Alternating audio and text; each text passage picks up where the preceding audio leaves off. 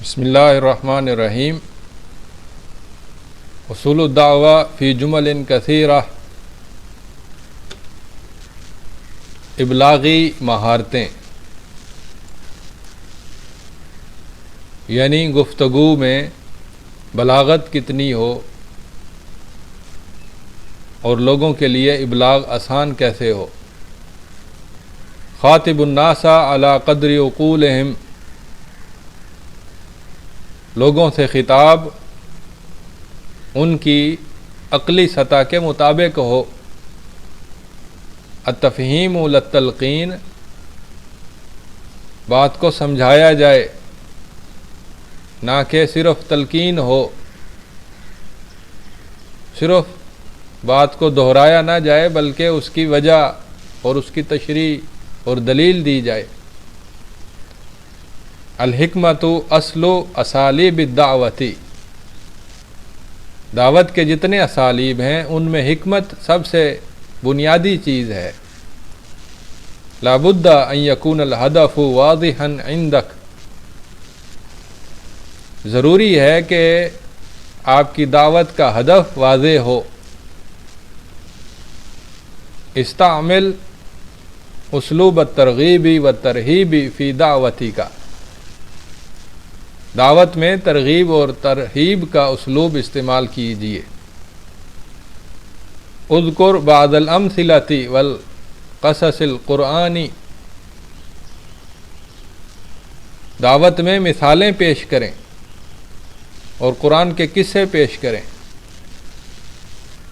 استفد من الاسباب المتاحۃ بالجہد المستطاع، جتنے میسر اسباب ہیں ان سے استفادہ کریں اور جتنی استطاعت ہو اتنی کوشش کریں۔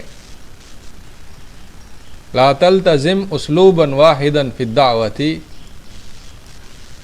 دعوت صرف ایک ہی اسلوب میں نہ ہو بلکہ اسلوب بدل بدل کر دعوت پیش کریں۔ استعمل النصوص الشرعیۃ فی الاقناع، لوگوں کو عقلی سطح پر مطمئن کرنے کے لیے شرعی نصوص استعمال کریں جو بیک وقت عقلی بھی ہیں اور نقلی بھی ہیں، یعنی ان سے عقل بھی متاثر ہوتی ہے اور وہ اللہ اور اس کے رسول کی طرف سے بھی ہیں۔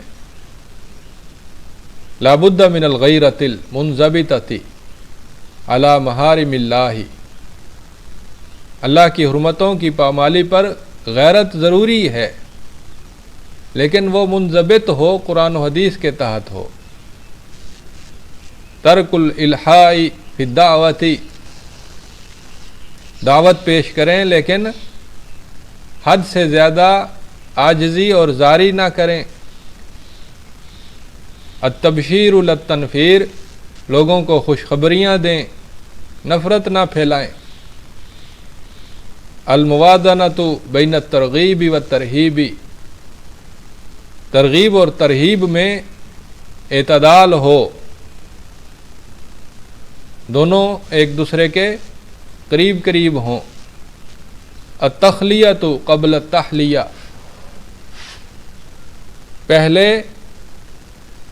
برائیوں کو ختم کیا جائے اور پھر بلند ترین اور اعلیٰ ترین نیکیاں پیش کی جائیں۔ لفظی معنی ہے کہ پہلے میل کچیل دور کریں اور پھر انہیں زیور پہنائیں۔ لا بد من تکرار الامور العلمیۃ، جو علمی باتیں ہوں ان کو بار بار کریں۔ فإنها تنسى غالباً، کیونکہ وہ زیادہ تر بھول جاتی ہیں، اور جو عملی چیزیں ہوتی ہیں وہ نہیں بھولتی، جیسے نماز کا طریقہ۔ وَهَذِهِ هِيَ التَّوْحِيدُ، علمی چیزوں میں توحید ایسی چیز ہے جو بھول سکتی ہے، اسے بار بار پیش کریں تاکہ ذہن سازی ہو۔